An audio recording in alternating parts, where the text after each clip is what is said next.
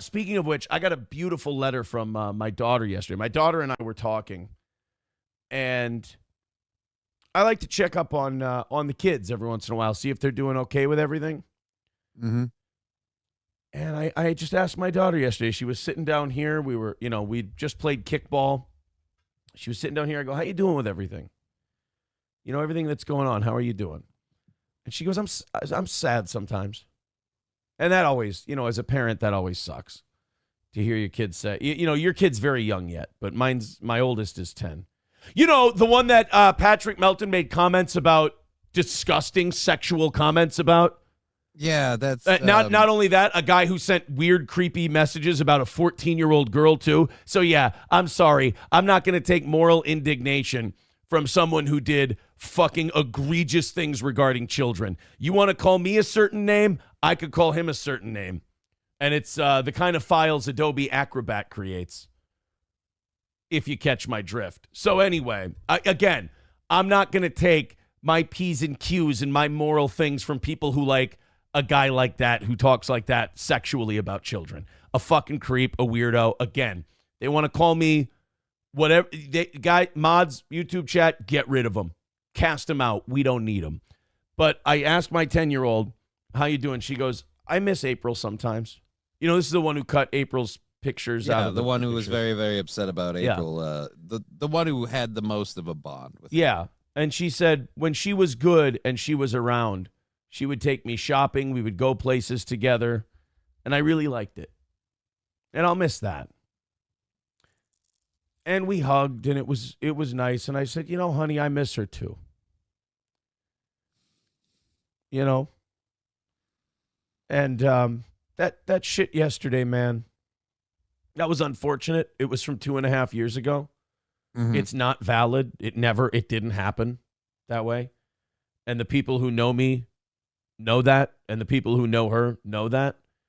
Unfortunately, neither of us can really speak about it because both of us are under an order where we can't really talk about it. And I've been given the leeway from another party to talk about it as much as I can. I can't anymore.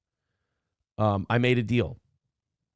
But my daughter and I gave her a big hug. She gave me a big hug.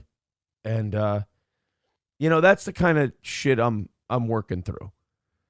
It's this weird combination of anger because of the way I was treated at the end and how everything went down at the end. And you guys all saw publicly how that went down.